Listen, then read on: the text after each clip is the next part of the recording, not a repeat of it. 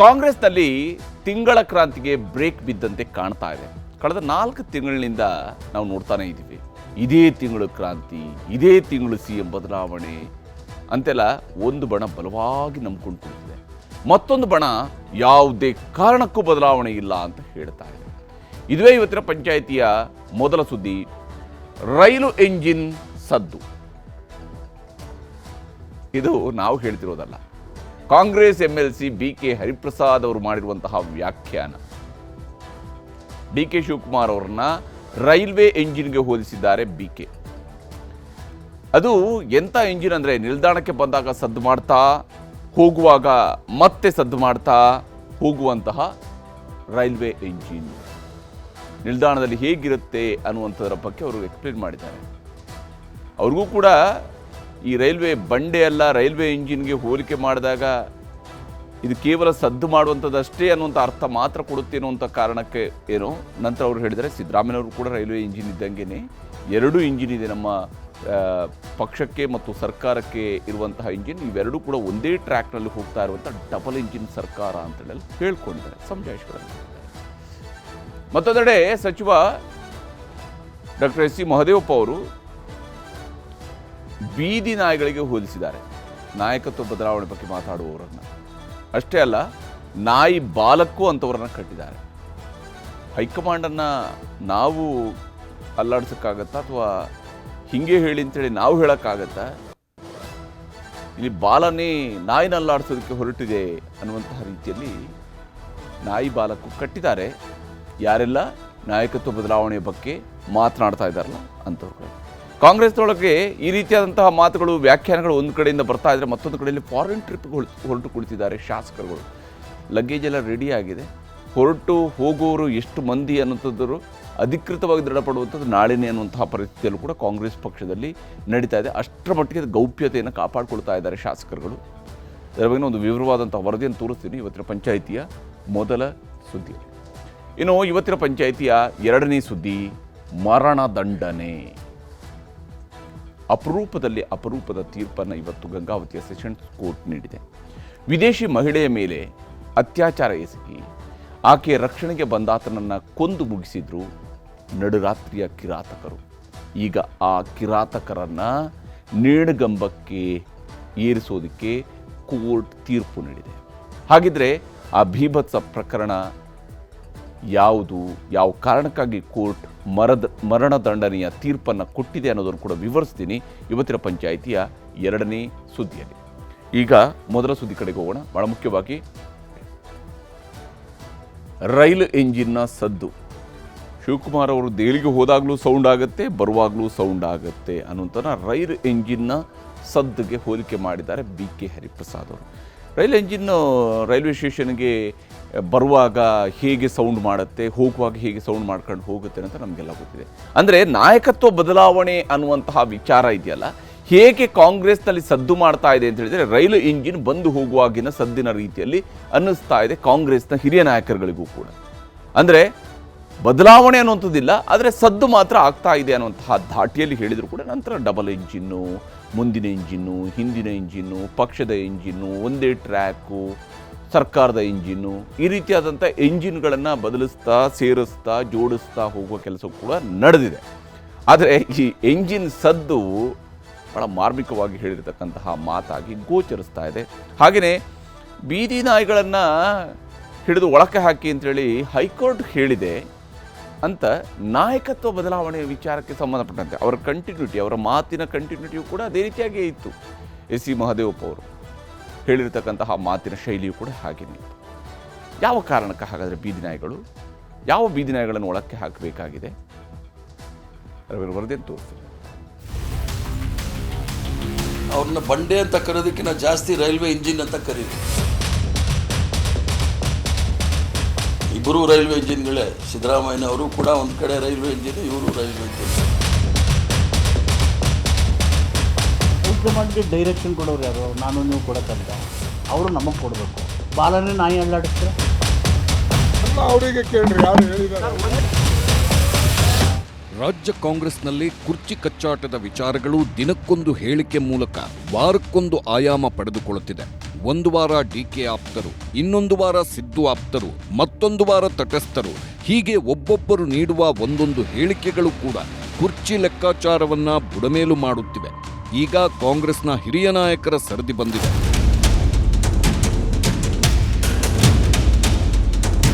ಕಳೆದ ವಾರವಷ್ಟೇ ದೆಹಲಿಗೆ ಹೋಗಿ 3 ದಿನ ಅಲ್ಲೇ ಬೀಡು ಬಿಟ್ಟು ಹೈಕಮಾಂಡ್ ನಾಯಕರನ್ನು ಭೇಟಿಯಾಗಿ ಬಂದಿದ್ದರು ಉಪಮುಖ್ಯಮಂತ್ರಿ ಡಿಕೆ ಶಿವಕುಮಾರ್. ಹಾಗೆ ಡಿಕೆಶಿ ದೆಹಲಿಗೆ ಹೋಗಿ ಬಂದಾಗ ಎಂದಿನಂತೆ ಮತ್ತೊಮ್ಮೆ ನಾಯಕತ್ವ ಬದಲಾವಣೆಯ ಚರ್ಚೆ ಜೋರಾಗಿತ್ತು. ಬದಲಾವಣೆಯ ಗಾಳಿ ಬೀಸಿಯೇ ಬಿಡ್ತು ಎಂಬಂತೆ ಶಿವಕುಮಾರ್ ಅವರು ಕೂಡ ನಾನೇನೂ ದೆಹಲಿಗೆ ಗಾಳಿ ಕುಡಿದು ಹೋಗಲು ಬಂದಿಲ್ಲ, ರಾಜಕೀಯ ಮಾಡುವುದಕ್ಕೆ ಬಂದಿದ್ದೇನೆ ಎಂದಿದ್ರು. ನಂತರ ಶ್ರಮ, ಫಲ, ಪ್ರಯತ್ನ, ಪ್ರಾರ್ಥನೆಗಳ ಮಾತಾಡಿದ್ದ ಶಿವಕುಮಾರ್ ಶಿವರಾತ್ರಿ ಕಳೆಯುತ್ತಿದ್ದಂತೆ ಮತ್ತೆ ಸೈಲೆಂಟ್ ಆಗಿದ್ದಾರೆ. ಮತ್ತೊಂದೆಡೆ ತಮ್ಮ ಕುರ್ಚಿಯ ಸುತ್ತಲೇ ಅಲ್ಲೋಲ ಕಲ್ಲೋಲ ಸೃಷ್ಟಿಯಾಗಿದ್ದರೂ ಸಿಎಂ ಸಿದ್ದರಾಮಯ್ಯ ಮಾತ್ರ ಜನಪ್ರಿಯ ಬಜೆಟ್ಗಾಗಿ ತಯಾರಿ ಮಾಡಿಕೊಳ್ಳುತ್ತಿದ್ದಾರೆ. ಇದೇ ಕಾರಣಕ್ಕೋ ಏನೋ ಡಿಕೆಶಿ ಅವರ ದೆಹಲಿ ಪ್ರವಾಸವನ್ನ ರೈಲ್ವೆ ಇಂಜಿನ್ಗೆ ಹೋಲಿಸಿದ್ದಾರೆ ಎಂಎಲ್ಸಿ ಬಿಕೆ ಹರಿಪ್ರಸಾದ್. ರೈಲು ಇಂಜಿನ್ ಸ್ಟೇಷನ್ಗೆ ಬರೋ ಹೊತ್ತಿಗೆ ಹೇಗೆ ಸೌಂಡ್ ಆಗುತ್ತೋ ಅದೇ ಧಾಟಿಯಲ್ಲೇ ಡಿಕೆ ಶಿವಕುಮಾರ್ ದೆಹಲಿಗೆ ಹೋಗುವಾಗ ಮತ್ತು ಬರುವಾಗ ಸೌಂಡ್ ಆಗುತ್ತೆ ಅಂದ್ರು ಹರಿಪ್ರಸಾದ್. ಶಿವಕುಮಾರ್ ಅವರು ಕಾಂಗ್ರೆಸ್ ಪಕ್ಷದ ಅಧ್ಯಕ್ಷರು. ಅವ್ರನ್ನ ಬಂಡೆ ಅಂತ ಕರೆಯೋದಕ್ಕಿಂತ ಜಾಸ್ತಿ ರೈಲ್ವೆ ಇಂಜಿನ್ ಅಂತ ಕರೀರಿ. ಯಾಕಂದರೆ ಅವರು ಅಧ್ಯಕ್ಷರಾಗಿರುವಾಗ ಪಕ್ಷವನ್ನು ಮುಂದೆ ಎಳ್ಕೊಂಡು ಹೋಗ್ತಾ ಇರ್ತಾರೆ. ಈ ರೈಲ್ವೆ ಇಂಜಿನ್ನು ರೈಲ್ವೆ ಸ್ಟೇಷನ್ ಬರುವಾಗ ಸ್ಟೇಷನ್ ಹತ್ರ ಬರ್ತಾ ಬರ್ತಾ ದೊಡ್ಡ ಕೂಗಾಟ ಆಗುತ್ತೆ. ಟೀ ಮಾರೋನು, ಕಾಫಿ ಮಾರೋನು, ಪೇಪರ್ ಮಾರೋನು ಎಲ್ಲರೂ ಕೂಗ್ತಾ ಇರ್ತಾರೆ. ಆ ರೈಲ್ ಬಂದು ನಿಂತು ರೈಲ್ ಕೂಡ ಜೋರಾಗಿ ಕೂಗ್ತಾ ಇರುತ್ತೆ. ರೈಲ್ ಬಂದು ನಿಂತು ಆ ರೈಲ್ ಮುಂದೆ ಹೋದರೆ ಎಲ್ಲ ತಣ್ಣಗಾಗುತ್ತೆ. ಹಾಗೆ ಶಿವಕುಮಾರ್ ಅವರು ಬಂದಾಗ ದೊಡ್ಡ ಆರ್ಭಟ ಆಗುತ್ತೆ, ಅವ್ರು ಸುಮ್ಮನೆ ಹೋದಾಗ ದೊಡ್ಡ ಆರ್ಭಟ ಆಗುತ್ತೆ. ಅದರಿಂದ ಅದನ್ನು ಏನಾದರೂ ತೀರ್ಮಾನ ಮಾಡಬೇಕಂದ್ರೆ ನಾನು ಈಗಾಗಲೇ ಹೇಳಿದ್ದೀನಿ, ಮಲ್ಲಿಕಾರ್ಜುನ್ ಖರ್ಗೆ ಸಾಹೇಬರು, ಸೋನಿಯಾ ಗಾಂಧಿಯವರು ಮತ್ತು ರಾಹುಲ್ ಗಾಂಧಿಯವರು ತೀರ್ಮಾನ ಮಾಡಬೇಕು. ಅದು ಅಲ್ಲಿವರೆಗೂ ಎಲ್ಲರೂ ಸಹ ಕಾದು ನೋಡಬೇಕಾಗುತ್ತೆ. ಹಾಗಿದ್ದರೂ ತಮ್ಮ ಮಾತು ಎಲ್ಲಿ ಹಳಿತಪ್ಪಿ ಬಿಡುತ್ತೋ ಎಂದು ರೈಲಿನ ಸಿಂಗಲ್ ಇಂಜಿನ್ಗೆ ಡಬಲ್ ಇಂಜಿನ್ ಜೋಡಿಸಿದ್ದಾರೆ ಬಿಕೆ ಹರಿಪ್ರಸಾದ್. ಕೇವಲ ಡಿಕೆ ಶಿವಕುಮಾರ್ ಮಾತ್ರ ಅಲ್ಲ, ಸಿದ್ದರಾಮಯ್ಯ ಅವರು ಕೂಡ ಈ ರೈಲಿನ ಇನ್ನೊಂದು ಇಂಜಿನ್. ಇದು ಡಬಲ್ ಇಂಜಿನ್ ಸರ್ಕಾರ, ಇಬ್ಬರು ಒಂದೇ ಟ್ರ್ಯಾಕ್ನಲ್ಲಿ ಓಡುತ್ತಿದ್ದಾರೆ ಎಂದು ಸಮಜಾಯಿಷಿ ನೀಡಿದ್ರು. ರೈಲ್ವೆ ಇಂಜಿನ್, ಇಬ್ಬರು ರೈಲ್ವೆ ಇಂಜಿನ್ಗಳೇ. ಸಿದ್ದರಾಮಯ್ಯನವರು ಕೂಡ ಒಂದು ಕಡೆ ರೈಲ್ವೆ ಇಂಜಿನ್, ಇವರು ರೈಲ್ವೆ ಇಂಜಿನ್. ಬಂದ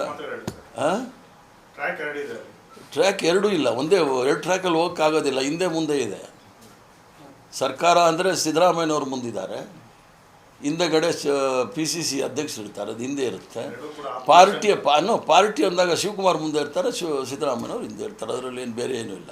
ಅದು ನೀವು ಬೇರೆ ಬೇರೆ ಡೈರೆಕ್ಷನ್ ತೋರಿಸ್ತಾ ಇದ್ದೀರಾ. ನೀವು ಅಲ್ಲಿ ಗಾರ್ಡ್ಗಳು, ರೈಲ್ವೆ ಗಾರ್ಡ್ಗಳು ಡೈರೆಕ್ಷನ್ ರಾಂಗ್ ತೋರಿಸಿದ್ರೆ ಅದು ರಾಂಗ್ ಹೋಗುತ್ತೆ ಅಷ್ಟೇ. ಅಲ್ಲ, ಗೊಂದಲ ಸೃಷ್ಟಿ ಮಾಡಿದ್ಯಾರು? ಇಬ್ಬರು ಅದನ್ನು ಬಗೆಹರಿಸ್ಕೊಂಡು ಮಾಡಬೇಕಾದ ಹೈಕಮಾಂಡ್ ತೀರ್ಮಾನ ಮಾಡೋದು, there is no doubt. MLC Hariprasad ರೈಲು ಇಂಜಿನ್ನ ಸೌಂಡು ಮತ್ತು ಡಬಲ್ ಇಂಜಿನ್ನ ಶಕ್ತಿ ಬಗ್ಗೆ ಮಾತಾಡುತ್ತಿದ್ದರೆ ಸರ್ಕಾರದ ಹಿರಿಯ ಸಚಿವರು ನಾಯಿ ಮತ್ತು ಬಾಲಕ್ಕೆ ಹೋಲಿಸಿದ್ದಾರೆ. ನಾಯಕತ್ವ ಬದಲಾವಣೆಯ ಬಗ್ಗೆ ಕೂಗು ಏಳ್ತಿದೆಯಲ್ಲ ಎಂಬ ಪ್ರಶ್ನೆಗೆ ಬೀದಿ ನಾಯಿಗಳನ್ನ ಒಳಗಾಕಬೇಕು ಅಂತ ಹೈಕೋರ್ಟ್ ಹೇಳಿದೆ ಎಂದು ಚುಚ್ಚಿದ್ದಾರೆ. ಅಲ್ಲದೆ ಹೈಕಮಾಂಡ್ ಹೇಳಿದಂತೆ ನಾವು ಕೇಳಬೇಕು, ಅದು ಬಿಟ್ಟು ಬಾಲವೇ ನಾಯಿಯನ್ನ ಅಲ್ಲಾಡಿಸೋದಕ್ಕಾಗುತ್ತಾ ಎಂದು ಕಾಂಗ್ರೆಸ್ನಲ್ಲಿ ಬದಲಾವಣೆಯ ಚರ್ಚೆ ಮಾಡುತ್ತಿರುವವರಿಗೆ ಮಾತಿನೇಟು ಕೊಟ್ಟಿದ್ದಾರೆ. ರಾಜ್ಯ ನಾಯಕರುಗಳಿಂದಲೇ ಗೊಂದಲ ಸೃಷ್ಟಿ ಆಗ್ತಾ ಇದೆ ಅನ್ನೋ ಒಂದು ಮಾತುಗಳು ಬಿಕೆ ಹರಿಪ್ರಸಾದ್ ಅವರು ಸಹ ಅದನ್ನೇ ಹೇಳ್ತಾ ಇರುವಂತದ್ದು. ಹೈಕಮಾಂಡ್ ಇಲ್ಲಿ ನಾಯಕತ್ವದ ಚರ್ಚೆ ಎಲ್ರಿ ಇದೆ. ಹೈಕೋರ್ಟು ಪದೇ ಪದೇ ಬೀದಿ ನಾಯಿಗಳನ್ನೆಲ್ಲ ಹಿಡಿದು ಒಳಗಾಕಿ ಅಂತ ಹೇಳ್ತಿದ್ದಾರೆ. ಇಲ್ಲಿ ರಾಜಕೀಯ ನಾಯಕತ್ವ ಗಟ್ಟಿಯಾಗಿದೆ. ನಾಯಕತ್ವ ಬದಲಾವಣೆ ವಿಚಾರಕ್ಕೂ ಹೈಕೋರ್ಟ್ ಬೀದಿ ನಾಯಿಗಳನ್ನ ಒಳಗಾಕಿ ಅನ್ನೋದಕ್ಕೂ ಏನು ಸಂಬಂಧ? ಅಲ್ಲ, ಈಗ ಸುಮ್ಮನೆ ಅದೇ ಬೀದಿಯಲ್ಲಿ ಮಾತಾಡೋದನ್ನೆಲ್ಲ ಭಯ ಮುಗಿಸ್ಬೇಕು ಅಂತ ನನ್ಗೆ ಗೊತ್ತಿಲ್ಲ. ನನಗೆ ಹೈಕೋರ್ಟ್ ಹೇಳಿದ್ದೆ ನೀವು ಹೆಂಗೆ ಹೇಳ್ತಾರೆ ಐ ಡೋಂಟ್ ನೋ. ಕಂಪ್ಯಾರಿಸನ್ ಅಲ್ಲಿ ನಾಯಕರು ಹೋದ್ರಲ್ಲ ಇವರು, ಅದಕ್ಕೆ ಕೇಳಿದೆ. ಇಲ್ಲಿ ನಾಯಕತ್ವ ಗಟ್ಟಿಯಾಗಿದೆ, ಪ್ರಶ್ನೆನೇ ಇಲ್ಲ. ಪದೇ ಪದೇ ಕೆಲವು ಶಾಸಕರುಗಳು, ಸಚಿವರುಗಳ ಬಹಿರಂಗವಾಗಿ ಹೈಕಮಾಂಡ್ ಮಧ್ಯಪ್ರವೇಶ ಮಾಡಬೇಕು, ಒಂದು ಕ್ಲಾರಿಟಿ ಕೊಡಬೇಕು ಅಂತ ಹೇಳ್ತಾ ಇದ್ರು. ಹೈಕಮಾಂಡ್ಗೆ ಡೈರೆಕ್ಷನ್ ಕೊಡೋರು ಯಾರು? ನಾನು ನೀವು ಕೊಡೋಕ್ಕದ್ದ? ಅವರು ನಮಗೆ ಕೊಡಬೇಕು. ಬಾಲನೇ ನಾಯಿ ಅಳ್ಳಾಡಿಸ್ತಾರೆ. ಇದರ ನಡುವೆ ಕಾಂಗ್ರೆಸ್ ಶಾಸಕರ ವಿದೇಶ ಪ್ರವಾಸದ ಬಗ್ಗೆಯೇ ವ್ಯಾಖ್ಯಾನಿಸಿರುವ ಮಹದೇವಪ್ಪ ಅವರೆಲ್ಲ ಜ್ಞಾನಾರ್ಜನೆಗಾಗಿ ಹೋಗ್ತಿದ್ದಾರೆ, ಅದರಲ್ಲಿ ತಪ್ಪೇನಿದೆ ಎಂದು ಪ್ರಶ್ನಿಸಿದ್ದಾರೆ. ಅವರು ಸ್ವಂತ ಖರ್ಚಲ್ಲಿ ಪ್ರವಾಸ ಹೋಗ್ತಾರೆ. ಪ್ರವಾಸ ಹೋಗೋದು ಒಂದು ಭೌಗೋಳಿಕವಾಗಿ, ರಾಜಕೀಯವಾಗಿ ಆರ್ಥಿಕವಾಗಿ, ಧಾರ್ಮಿಕವಾಗಿ ಜನಜೀವನವನ್ನು ಪರಿಚಯ ಮಾಡ್ಕೊಳ್ಳೋಕ್ಕೆ ಅಲ್ವಾ? ಹೆಂಗಿದೆ ಅಂತ ವಿ ಆರ್ ಆಲ್ ರೆಪ್ರೆಸೆಂಟೇಟಿವ್ಸ್. ಒಂದು ಕಂಪ್ಯಾರಿಟಿವ್ ನಾಲೆಜ್ ಇಲ್ಲದೇ ಇದ್ದರೆ ನೀವು ಯಾವ ಥರ ಕಾಂಟ್ರಿಬ್ಯೂಟ್ ಮಾಡ್ತೀರಿ? ಇಲ್ಲ, ಸದ್ಯಕ್ಕಿಲ್ಲ. ನಾನು ಹೋಗ್ಬೇಕು, ಸದ್ಯಕ್ಕಿಲ್ಲ. ಶಾಸಕರು, ಮಂತ್ರಿಗಳು ಪ್ರವಾಸ ಹೋಗೋದು not a serious matter of concern. Dalit CM ರೇಸ್ನಲ್ಲಿ ಡಾಕ್ಟರ್ ಮಹದೇವಪ್ಪ, ಸಿಎಂ ಕುರ್ಚಿ ಮೇಲೆ ಟವೆಲ್ ಎಸೆದ ಹಿರಿಯ ಸಚಿವ. ಒಂದು ಕಡೆ ಬಾಲವೇ ನಾಯಿನ ಅಲ್ಲಾಡಿಸೋದಿಕ್ಕೆ ಆಗುತ್ತಾ ಎಂದು ಪ್ರಶ್ನಿಸಿರುವ ಡಾಕ್ಟರ್ ಮಹದೇವಪ್ಪ, ಮತ್ತೊಂದು ಕಡೆ ತಾನೂ ಸಿಎಂ ರೇಸ್ನಲ್ಲಿರೋದಾಗಿ ಸಂದೇಶ ಹರಿಬಿಟ್ಟಿದ್ದಾರೆ. ಹಿಂದೆ ಬೇರೆ ಬೇರೆ ರಾಜ್ಯಗಳಲ್ಲಿ ಕಾಂಗ್ರೆಸ್ ಪಕ್ಷದಿಂದ ದಲಿತರನ್ನೂ ಸಿಎಂ ಮಾಡಿರುವ ಇತಿಹಾಸವಿದೆ. ನಮ್ಮ ರಾಜ್ಯದಲ್ಲೂ ಎಲ್ಲರನ್ನೂ ಮೀರಿಸುವಂಥ ದಲಿತ ನಾಯಕರಿದ್ದಾರೆ, ಯಾಕೆ ನಾನೇ ಇಲ್ವಾ ಎನ್ನುವ ಮೂಲಕ ಸಿಎಂ ಕುರ್ಚಿ ಮೇಲೆ ಟವೆಲ್ ಹಾಕಿದ್ರು ಮಹದೇವಪ್ಪ. ಕಾಂಗ್ರೆಸ್ಸು ಭಾಳ ವರ್ಷಗಳ ಹಿಂದೆನೇ ದಲಿತನ ಮುಖ್ಯಮಂತ್ರಿ ಮಾಡಿದ್ದಾರೆ. ಹಿಂದೆಲ್ಲ ಹೇಳ್ತೇನಿದೆ ನಿಮಗೆ. ಜಗನ್ನಾಥ್ ಪಾಡಿಯ, ಈಗ ತನ್ನ ಶಿಶಿರ್ ಕುಮಾರ್ ಸಿಂಧಿ ಅವರು ಹಿಡಿದು, ಮತ್ತು ನಮ್ಮ ಆಂಧ್ರದಲ್ಲಿ ಸಂಜೀವಯ್ಯನವರು, ರಾಮಸುಂದರ್ ದಾಸ್ ಇಲ್ಲಿ ಬಿಹಾರದಲ್ಲಿ, ಜಗನ್ನಾಥ್ ಪಾಡಿಯನ್ನು ಒರಿಸ್ಸಾದಲ್ಲಿ ಅವರೆಲ್ಲ ಮುಖ್ಯಮಂತ್ರಿಗಳಾಗಿದ್ದಾರೆ. ಆದ ತಕ್ಷಣ ಆಗಿಲ್ಲ ಅಂತಲ್ಲ. ಕರ್ನಾಟಕದ ಸಮರ್ಥ ಲೀಡರ್ ಇಲ್ಲ ಅಂತಾನೆ ಸರ್? ಕರ್ನಾಟಕದ ಸಮರ್ಥ ದಲಿತ ನಾಯಕರು ಇಲ್ಲ ಅಂತಾನ? ಎಲ್ಲರನ್ನೂ ಮೀರಿಸುವಂಥ ಲೀಡರ್ಗಳಿದ್ದೀವಿ, ನಾ ಇಲ್ವಾ? ಇದ್ದಾರೆ ಎಲ್ಲ. ಪಕ್ಷ ಮತ್ತು ಸನ್ನಿವೇಶ ಅವಕಾಶಗಳು ಬಂದಾಗ ಖಂಡಿತ ಬರುತ್ತೆ.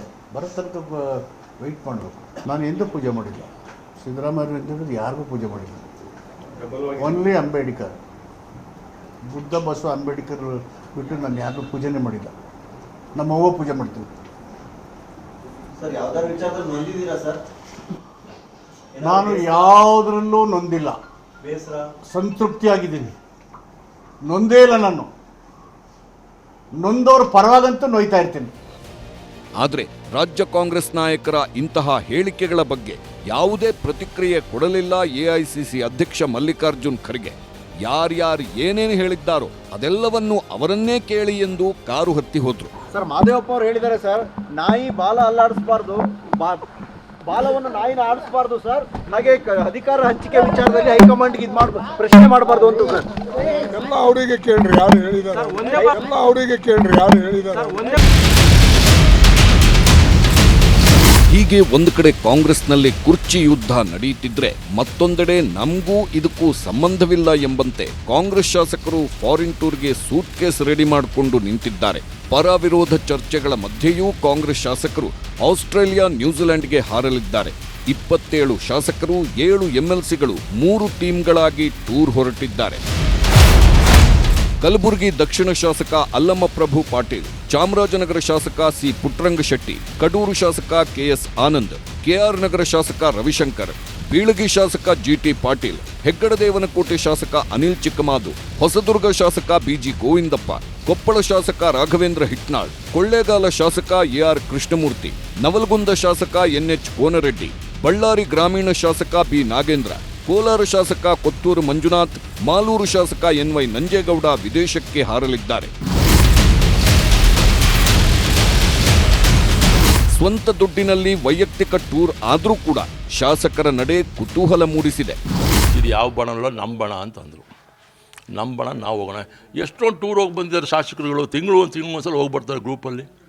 ಇದು ಯಾವುದೇ ಗುಂಪಿನ ಪ್ರವಾಸ ಅಲ್ಲ, ಪಕ್ಷದ ಅಥವಾ ಸರ್ಕಾರದಲ್ಲ. ಆ ಗುಂಪು ಈ ಗುಂಪು ಅಂತಲ್ಲ, ವೈಯಕ್ತಿಕವಾಗಿ ಹೋಗ್ಬೇಕು ಅಂತ ತೀರ್ಮಾನ ಆಗಿರೋದ್ರಿಂದ ಹೋಗಿ ಬರ್ತಾ ಇದೆ. ನೀವೆಲ್ಲ ಕೇಳೋದಕ್ಕೆ ನಾನು ಭಯಪಟ್ಬಿಟ್ಟೆ.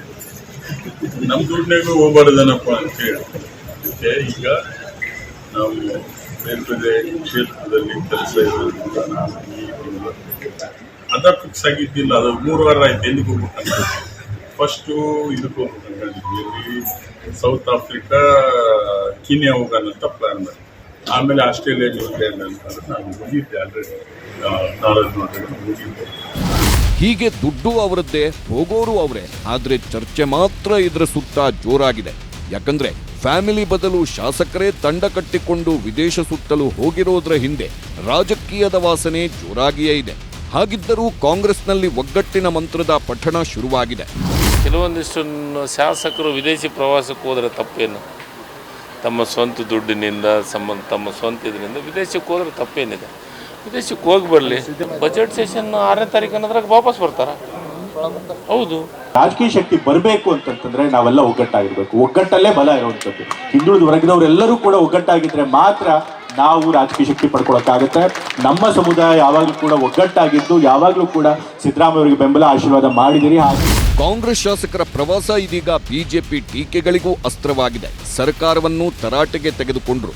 ಜನರನ್ನು ಬೇರೆ ದಾರಿಗೆ ಕೊಂಡೊಯ್ದು ಜನರ ಸಂಕಷ್ಟಕ್ಕೆ ತಾವು ಸ್ಪಂದಿಸ್ತೀರಾ. 3 ವರ್ಷ ಕಳೀತಾ ಬಂದಿದೆ, ಇನ್ನೂ ಕೂಡ ಜನ ಏನು ಅನ್ನೋದೇ ಗೊತ್ತಿಲ್ಲದೆ ನಡ್ಕೊಳ್ತಾ ಇರೋ ನಿಮ್ಮ ನೀಚತನ ಇದೆಯಲ್ಲ, ಇದು ಇನ್ನು ಮುಂದಾರು ಬಿಡಬೇಕಾಯ್ತು. ಈಗಾಗಲೇ ವಿದೇಶ ಪ್ರವಾಸದ ಭಾಗ್ಯವನ್ನ ದಯಪಾಲಿಸಿರುವಂತ ಮಾನ್ಯ ಮುಖ್ಯಮಂತ್ರಿಗಳು ಆರೋಗ್ಯ ಸಚಿವರನ್ನು ಕೂಡ ಆಸ್ಟ್ರೇಲಿಯಾ ನ್ಯೂಜಿಲೆಂಡ್ಗೆ ಕಳಿಸಿದ್ರೆ ಬಡವರ ಪರಿಸ್ಥಿತಿ ಏನಾಗ್ತದೆ? ಹಾಗಾಗಿ ನಿಮ್ಮ ಸಚಿವರು ನಿಮ್ಮ ಶಾಸಕರು ಹೊರಗೆ ಕಳಿಸುವ ಮುಂಚಿತವಾಗಿ ಇದು ಔಷಧಿ ಇವತ್ತು ಸರಬರಾಜಾಗದೇನೆ ಯಾವ ದುಸ್ಥಿತಿಗೆ ರಾಜ್ಯವನ್ನು ತಂದಿಟ್ಟಿದ್ದೀರಿ, ಅದನ್ನ ಸರಿಪಡಿಸತಕ್ಕಂತ ನಿಟ್ಟಿನಲ್ಲಿ ಇವತ್ತು ರಾಜ್ಯ ಸರ್ಕಾರ ಕ್ರಮವನ್ನು ಕೈಗೊಳ್ಳಬೇಕು. ಹೀಗೆ ರಾಜಕೀಯ ಜಂಜಾಟ, ಟೀಕೆ, ವಾಗ್ಯುದ್ಧಗಳ ನಡುವೆಯೂ ಜನಪ್ರಿಯ ಬಜೆಟ್ ತಯಾರು ಮಾಡುವ ಕೆಲಸದಲ್ಲಿ ಸಿದ್ದರಾಮಯ್ಯ ತೊಡಗಿಸಿಕೊಂಡಿದ್ದಾರೆ. ವಿಧಾನಸೌಧದಲ್ಲಿ ಸಂಘ ಸಂಸ್ಥೆಗಳ ಆಹ್ವಾನಿತ ಪ್ರತಿನಿಧಿಗಳ ಸಭೆ ಮಾಡಿ ಬೇಡಿಕೆಗಳ ಲಿಸ್ಟ್ ಮಾಡಿಕೊಂಡಿದ್ದಾರೆ. ಮಾರ್ಚ್ 6ರಂದು ಬಜೆಟ್ ಅಧಿವೇಶನ ಆರಂಭವಾಗಲಿದ್ದು ಅಂದು ಬೆಳಿಗ್ಗೆ 10:15ಕ್ಕೆ ಬಜೆಟ್ ಮಂಡಿಸಲಿದ್ದಾರೆ ಸಿಎಂ ಸಿದ್ದರಾಮಯ್ಯ. ಅಲ್ಲಿಗೆ ಕುರ್ಚಿ ಕದನಕ್ಕೆ ಮಾರ್ಚ್ ಅಂತ್ಯದವರೆಗೆ ತಾತ್ಕಾಲಿಕ ಬಿಡುವು ಕೊಟ್ಟಿರುವುದು ಖಾತ್ರಿಯಾಗಿದೆ. Bureau report, news 18. ಹೀಗೆ ರಾಜ್ಯ ಸರ್ಕಾರದಲ್ಲಿ ಈಗ ರೈಲು ಇಂಜಿನ್ ಸದ್ದು ಮಾಡ್ತಾ ಇದೆ. ಈ ರೈಲು ಇಂಜಿನ್ನ ಸದ್ದುಗೆ ಮಾತ್ರ ಇದು ಸೀಮಿತ ಆಗ್ತಾ ಇದೆ ಅನ್ನುವಂಥದ್ದನ್ನು ಪರೋಕ್ಷವಾಗಿ ತೋರಿಸ್ತಾ ಇದ್ದಾರೆ. ನಾಯಕತ್ವ ಬದಲಾವಣೆ ಅನ್ನುವಂಥದ್ದು ಕೇವಲ ರೈಲು ಇಂಜಿನ್ನ ಸದ್ದಿನ ರೀತಿಯಲ್ಲಿ ಗೋಚರಿಸ್ತಾ ಇದೆ ಅಂತ ಹೇಳಿ ನೋಡೋಣ. ಅದು ಕೇವಲ ಸದ್ದು ಮಾತ್ರನಾ ಅಥವಾ ರೈಲು ಏನೇನೆಲ್ಲ ಹೇಳ್ಕೊಂಡು ಹೋಗುತ್ತೆ ಅಂತ ಕೂಡ ನೋಡಬೇಕಾಗಿದೆ. ಮರಣ ದಂಡನೆ ಅಪರೂಪದಲ್ಲಿ ಅಪರೂಪದ ಮತ್ತೊಂದು ತೀರ್ಪು ಪ್ರಕಟ ಆಗಿದೆ. ಯಾಕಂದರೆ ಈ ಅತ್ಯಾಚಾರಿಗಳಿಗೆ ಮರಣ ದಂಡನೆಯನ್ನು ನಾಗರಿಕ ಸಮಾಜ ಬಯಸಿತ್ತು. ಕೋರ್ಟ್ ಕೂಡ ಈಗಾಗಲೇ ಸಾಕ್ಷಿಗಳನ್ನು ಪರಿಶೀಲಿಸಿ ಮರಣ ದಂಡನೆಯನ್ನು ವಿಧಿಸಿದೆ. ಯಾವ ಕಾರಣಕ್ಕಾಗಿ ಹಾಗಾದರೆ ಮರಣ ದಂಡನೆಯನ್ನು? ಅಂಜನಾದ್ರಿಗೆ ಬಂದಿದ್ದಂತಹ ವಿದೇಶಿ ಮಹಿಳೆಯ ರೇಪ್ ಮಾಡಿದ್ದವರಿಗೆ ಮರಣ ದಂಡನೆ ಅಂಜನಾದ್ರಿಗೆ ಬಂದಿದ್ದು. ಅಂಜನಾದ್ರಿಗೆ ಬಂದಂತಹ ಇಸ್ರೇಲ್ ಮೂಲದ ಮಹಿಳೆ ಗಂಗಾವತಿ ತಾಲೂಕು ಸಾಣಾಪುರದಲ್ಲಿ ವಿದೇಶಿ ಮಹಿಳೆ ರೇಪ್ ಮಾಡಿದವರಿಗೆ ಮರಣ ದಂಡನೆಯನ್ನು ವಿಧಿಸಲಾಗಿದೆ. ಅತ್ಯಾಚಾರಿಗಳಿಗೆ ಮರಣ ದಂಡನೆಯನ್ನು ವಿಧಿಸಲಾಗಿದೆ. ಗಂಗಾವತಿ ಸಿವಿಲ್ ನ್ಯಾಯಾಲಯ ಈ ಮಹತ್ವದ ಆದೇಶವನ್ನು ನೀಡಿರುವಂಥದ್ದು. ಗಂಗಾವತಿಯ ನ್ಯಾಯಾಲಯ ಆದೇಶ ನೀಡಿದೆ. ಹಂದಿ ಮಲ್ಲೇಶ, ಶರಣಬಸವ, ಚೇತನ್ ಸಾಯಿ ಈ ಮೂವರಿಗೂ ಕೂಡ ಮರಣದಂಡನೆಯನ್ನು ಕೋರ್ಟ್ ವಿಧಿಸಿರುವಂಥದ್ದು. ಜಾಗತಿಕ ಮಟ್ಟದಲ್ಲಿ ಸುದ್ದಿ ಮಾಡಿದಂತಹ ಕೇಸ್ ಇದಾಗಿತ್ತು. ಜಾಗತಿಕ ಸಂದೇಶ ಕೋರ್ಟ್ ತೀರ್ಪಿನೊಂದಿಗೆ ರವಾನೆಯಾಗಿದೆ ಮತ್ತು ಬಹಳ ತ್ವರಿತಗತಿಯಲ್ಲಿ ಈ ಪ್ರಕರಣದ ವಿಚಾರಣೆ ನಡೆದು ತೀರ್ಪು ಕೂಡ ಹೊರಬಂದಿರುವಂಥದ್ದು ಬಹಳ ಪ್ರಮುಖವಾಗಿರುವಂಥದ್ದು. ಯಾಕಂದರೆ ವಿದೇಶಿ ಪ್ರವಾಸಿಗರಿಗೆ ಆತ್ಮಸ್ಥೈರ್ಯ ತುಂಬುವಂತಹ ತೀರ್ಪು ಕೊಟ್ಟಿದೆ ಗಂಗಾವತಿಯ ಕೋರ್ಟ್. ಗಂಗಾವತಿಯ ಕೋರ್ಟ್ ಈ ಒಂದು ತೀರ್ಪನ್ನು ಕೊಡೋದರ ಮೂಲಕವಾಗಿ ವಿದೇಶಿ ಪ್ರವಾಸಿಗರಿಗೂ ಕೂಡ ಆತ್ಮಸ್ಥೈರ್ಯವನ್ನು, ಯಾಕಂದರೆ ನಮ್ಮಲ್ಲಿ ಕಾನೂನು ಸುರಕ್ಷತೆ ಈ ನಿಟ್ಟಿನಲ್ಲಿ ಕಠಿಣ ಕ್ರಮಗಳನ್ನು ಭಾರತ ತೆಗೆದುಕೊಳ್ತಿದೆ ಅಂತೇಳಿ. ಯಾಕಂದರೆ ಮಾರ್ಚ್ 6, 2025 ಇದು 1 ವರ್ಷ ತುಂಬೋದಕ್ಕಿಂತ ಮುಂಚಿತವಾಗಿಯೇ ಈಗ ತೀರ್ಪು ಕೂಡ ಬಂದಿದೆ. ಮಾರ್ಚ್ 6, 2025ಕ್ಕೆ ಅಂಜನಾದ್ರಿ ಮತ್ತು ಹಂಪಿ ಪ್ರವಾಸಕ್ಕೆ ಇಸ್ರೇಲ್ ಮಹಿಳೆ ಬಂದಿದ್ದರು. ಹಾಗೆ ಅವರು ಬಂದಂತಹ ಸಂದರ್ಭದಲ್ಲಿ ಅವರ ಜೊತೆಗೆ ಒಡಿಶಾ ಮೂಲದ ವ್ಯಕ್ತಿಯೊಬ್ಬರು ಬಂದಿದ್ದರು. ಅವರಿಬ್ಬರು ಕೂಡ ರೆಸಾರ್ಟ್ನಲ್ಲಿ ವಾಸ್ತವ್ಯ ಹೂಡಿದರು. ಒಡಿಶಾ ಮೂಲದ ವ್ಯಕ್ತಿಯೊಂದಿಗೆ ರೆಸಾರ್ಟ್ನಲ್ಲಿ ವಾಸ್ತವ್ಯ ಹೂಡಿದರು. ಹಾಗೆ ಅವರು ರೆಸಾರ್ಟ್ನಲ್ಲಿ ವಾಸ್ತವ್ಯ ಹೂಡಿದ್ದಾಗ ರೆಸಾರ್ಟ್ ಮಾಲೀಕರಾಗಿರ್ತಕ್ಕಂತಹ ಮಹಿಳೆ ಮತ್ತು ಒಡಿಶಾದ ವ್ಯಕ್ತಿಯ ಜೊತೆಗೆ ಈ ಇಸ್ರೇಲ್ ಮಹಿಳೆ ವಾಯುವಿಹಾರಕ್ಕೆ ಹೋಗಿದ್ದರು. ಹಾಗೆ ಅವರು ವಾಯುವಿಹಾರಕ್ಕೆ ಹೋದಂತಹ ಸಂದರ್ಭದಲ್ಲಿ ವಿದೇಶಿ ಮಹಿಳೆಯ ಮೇಲೆ 3 ಅತ್ಯಾಚಾರವನ್ನು ಎಸಗ್ತಾರೆ. ಅದು ರಾತ್ರಿ ವೇಳೆ ಅವರು ವಿಹಾರಕ್ಕೆ ಹೋಗಿರ್ತಾರೆ. ಆ ಸಂದರ್ಭದಲ್ಲಿ ತಡೆಯೋದಕ್ಕೆ ಬಂದಂತಹ ರೆಸಾರ್ಟ್ ಓನರ್ ಮೇಲೂ ಕೂಡ ಇವರು ಅಟ್ಟಹಾಸ ಮೆರೆದಿದ್ದಾರೆ. ಅವ್ರ ಮೇಲೂ ಅವ್ರಿಗೂ ಥಳಿಸಿದ್ದಾರೆ. ಅಷ್ಟೇ ಅಲ್ಲದೆ ಅತ್ಯಾಚಾರ ತಡೆಯಲು ಬಂದ ಒಡಿಶಾದ ವ್ಯಕ್ತಿಯನ್ನು ಕಾಲುವೆಗೆ ತಳ್ಳಿ ಕೊಲೆಗೈದಿದ್ದಾರೆ. ಅತ್ಯಂತ ಅಮಾನುಷವಾಗಿ ನಿರ್ದಯವಾಗಿ ಈ ಮೂವರು ವರ್ತಿಸಿರುವಂಥದ್ದು ಅಂತಾರಾಷ್ಟ್ರೀಯ ಮಟ್ಟದಲ್ಲಿ ಸದ್ದು ಮಾಡಿತ್ತು ಈ ಅತ್ಯಾಚಾರ ಮತ್ತು ಕೊಲೆ ಪ್ರಕರಣ.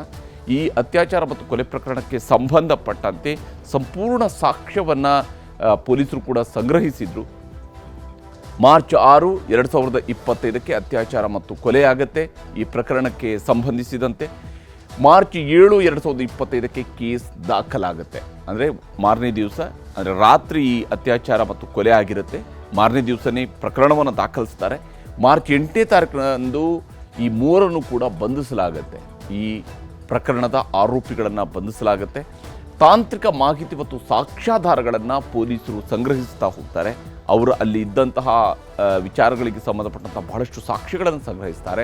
ಚಾರ್ಜ್ ಶೀಟ್ನಲ್ಲಿ ಪ್ರಬಲ ಅಂಶಗಳ ಉಲ್ಲೇಖವನ್ನು ಕೂಡ ಮಾಡಲಾಗುತ್ತೆ ಈ ಪ್ರಕರಣಕ್ಕೆ ಸಂಬಂಧಪಟ್ಟಂತೆ.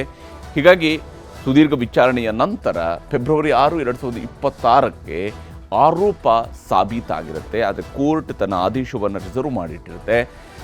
ಫೆಬ್ರವರಿ 16, 2026 ಅಂದರೆ ಇವತ್ತು ಮರಣದಂಡನೆ ಶಿಕ್ಷೆಯನ್ನು ಕೋರ್ಟ್ ಪ್ರಕಟಿಸಿದೆ. ಆ ಮೂಲಕ ಅತ್ಯಾಚಾರಿಗಳಿಗೆ ಮರಣದಂಡನೆಯ ಶಿಕ್ಷೆಯನ್ನು ಪ್ರಕಟಿಸುವುದರ ಮೂಲಕವಾಗಿ ಅತ್ಯಂತ ಕಠಿಣ ಸಂದೇಶವನ್ನು ಇಂತಹ ಪ್ರಕರಣಗಳಲ್ಲಿ, ಯಾಕಂದರೆ ಯಾರು ಅಸಹಾಯಕರಾಗಿ ಸಿಗುವಂತಹ ಮಹಿಳೆಯ ಮೇಲೆ ಅತ್ಯಾಚಾರ ಎಸಗುವಂಥದ್ದು ಮತ್ತು ಆಕೆಯ ರಕ್ಷಣೆಗೆ ಬಂದಂಥವ್ರನ್ನ ಕೊಲೆಗೈದಿರ್ತಕ್ಕಂಥ ಪ್ರಕರಣ ಇದೆಯಲ್ಲ, ಈ ಅತ್ಯಂತ ನಿರ್ದಯವಾದಂಥ ಕೃತ್ಯಕ್ಕೆ ಸಂಬಂಧಪಟ್ಟಂತೆ ಈಗ ಕೋರ್ಟ್ ಮರಣದಂಡನೆಯನ್ನು ವಿಧಿಸಿದೆ. ಇದಕ್ಕೆ ಸಂಬಂಧಪಟ್ಟಂತೆ ಪಬ್ಲಿಕ್ ಪ್ರಾಸಿಕ್ಯೂಟರ್ ಅವರು ಹಾಗೆಯೇ ಕೊಪ್ಪಳದ SP ಮಾತನಾಡಿದರೆ ತೋರಿಸ್ತಾರೆ. ನ್ಯಾಯಾಧೀಶರಾದಂಥ ಶ್ರೀ ಸದಾನಂದ ನಾಗಪ್ಪ ನಾಯಕ್ ಅವರು ಈ ದಿನ ಆರೋಪಿತರಿಗೆ 103 BNS ಹೊಸ ಆ್ಯಕ್ಟಿನ ಇದರಲ್ಲಿ ಮರಣದಂಡನೆ ಶಿಕ್ಷೆಯನ್ನು ವಿಧಿಸಿದ್ದಾರೆ. ಬಾಕಿ ಇದು ಗ್ಯಾಂಗ್ ರೇಪ್ ಅಫೆನ್ಸಿಗೆ ಜೀವನ ಪರ್ಯಂತ ಜೈಲಲ್ಲೇ ಇರಬೇಕು, ಟಿಲ್ ಈಸ್ ಲಾಸ್ಟ್ ಬ್ರೆತ್ ಅನ್ನಂಗೆ ಜೈಲಲ್ಲೇ ಇರಬೇಕಂತ, ಅದು ಒಂಥರ ಜೀವಾವಧಿ ಶಿಕ್ಷೆ. ಆಮೇಲೆ ಹರ್ಟ್ ವಿತ್ ರಾಬರಿ ಅದಕ್ಕೆ ಕೂಡ ಜೀವಾವಧಿ ಶಿಕ್ಷೆ. ಆಮೇಲೆ ಈ ಅತ್ಯಾಚಾರದ ಕೂಡ ಜೀವಾವಧಿ ಶಿಕ್ಷೆ. ಒಂದು ಸುಲಿಗೆ ಪ್ರಕರಣಕ್ಕೆ ಸಂಬಂಧಪಟ್ಟಂತೆ ಮಾತ್ರ 7 years ಇಂಪ್ರಿಸನ್ ಅಂತ ಮಾತ್ರ ಮಾಡಿರೋದು ಇದರಲ್ಲಿ. ಬಾಕಿ ಎಲ್ಲ ಮೇಜರ್ ಜೀವಾವಧಿ ಶಿಕ್ಷೆ, ಇದಕ್ಕೆ 302 ಮರಣದಂಡನೆ ಶಿಕ್ಷೆ. ಮೂವರಿಗೂ ಮರಣದಂಡನೆ ಯಾವಾಗ ಸರ್ ಮೇಡಮ್? ಇಲ್ಲ, ಅವ್ರಿಗಿನ್ನೂ ಅಪೀಲ್ ಟೈಮ್ ಇರುತ್ತೆ. ಅದಕ್ಕೆ ಅವ್ರು ಅಪೀಲ್ ಹೋಗ್ಬೋದು. ಅವರು ಸರ್ಟನ್ ಟೈಮ್ ಅಂತ ಕೊಟ್ಟಿಲ್ಲ. ಇಲ್ಲ, ಅವ್ರೇನು ಅಪೀಲ್ ಹೋಗ್ಲಿಕ್ಕಂದ್ರೆ ಬರುತ್ತೆ ಅದ್ರದ್ದು. ಅವ್ರು ಹೋಗ್ತಾರೆ. ಇವಾಗ ಅಪೀಲ್ ಅಂದ್ರೆ ಹೋಗ್ತಾರೆ. ಅದ್ರ ಮುಂದೆ ಭಾಳ ಪ್ರೊಸೀಜರ್ ಬೇರೆ ಇರುತ್ತೆ. ಅವರು ಆರೋಪಿಗಳಿಗೆ ಬಿಟ್ಟಂಥ ವಿಚಾರ ಇವಾಗ. ಇವತ್ತು first additional sessions and district court ಗಂಗಾವತಿಯಲ್ಲಿ 3 ಜನ ಆರೋಪಿತಗಳಿಗೆ ಡೆತ್ ಸೆಂಟೆನ್ಸನ್ನು ವಿಧಿಸಲಾಗಿದೆ. ಆ ಪ್ರಯುಕ್ತ ನಮ್ಮ ಅಧಿಕಾರಿಗಳು ಆ ಟೈಮಿನಿಂದ ನಮ್ಮ IO ಆದಂತಹ ಸೋಮಶೇಖರ್ ಜುಟ್ಟಲ್ ಹಾಗೂ DSP ಆದಂತಹ ಸಿದ್ದನಗೌಡ ಪಾಟೀಲ್ ಹಾಗೂ ತದನಂತರ ನಮ್ಮ ರಂಗಪ್ಪ ದೊಡ್ಡಮನಿ ಹಾಗೂ ನ್ಯಾಮಗೌಡ ಹಾಗೂ ನಾವು ಆ ಟೈಮಲ್ಲಿ 6 ತಂಡಗಳನ್ನು ರಚಿಸಿ ಮಾಡಿದ್ವಿ. ಅದರಲ್ಲಿ ನಮ್ಮ PSIಗಳು, ನಮ್ಮ IO ಅಸಿಸ್ಟೆಂಟ್ಸ್ಗಳು ವಿವಿಧ, ಮತ್ತು ಅದು ಅಲ್ಲದೆ ನಮ್ಮ ಪ್ರಕಾಶ್ ಮಾಳಿ ಹಾಗೂ ಗುರುರಾಜ್ PSI ಕುಕ್ನೂರ್, ಬೇರೆ ಬೇರೆ ಅಧಿಕಾರಿ ಸಿಬ್ಬಂದಿಯವರನ್ನು ಒಳಗೊಂಡಂತೆ ನಾವು ತನಿಖಾ ತಂಡವನ್ನು ಮಾಡಿದ್ವಿ. ಆ ಪ್ರಯುಕ್ತ ಸುಮಾರು 101 ವಿಟ್ನೆಸಸ್ಗಳಿಗೆ ಹಾಗೂ 84 ಆರ್ಟಿಕಲ್ಸ್ DNA ಟೆಸ್ಟಿಂಗ್ ಹಾಗೂ ಮ್ಯಾಜಿಸ್ಟ್ರೇಟ್ ಸ್ಟೇಟ್ಮೆಂಟ್ ಕೂಡ ತೊಗೊಂಡಿದ್ವಿ. ಹಾಗೂ ತಹಶೀಲ್ದಾರ್ ಮುಂದೆ ಟೆಸ್ಟ್ ಐಡೆಂಟಿಫಿಕೇಷನ್ ಪರೇಡ್, ಇಷ್ಟೆಲ್ಲ ಪ್ರಕರಣಗಳನ್ನು ಒಳಗೊಂಡಂತೆ ಇವತ್ತು 3 ಜನಕ್ಕೆ ಡೆತ್ ಸೆಂಟೆನ್ಸ್ ವಿಧಿಸಲಾಗಿದೆ. ಹೀಗೆ ಈ ಒಂದು ಪ್ರಕರಣದಲ್ಲಿ ಮರಣದಂಡನೆಯನ್ನು ವಿಧಿಸುವುದರ ಮೂಲಕ ಅತ್ಯಾಚಾರಿಗಳ ವಿರುದ್ಧ ಕಠಿಣ ಕ್ರಮ ಆಗಿರುವಂಥದ್ದು.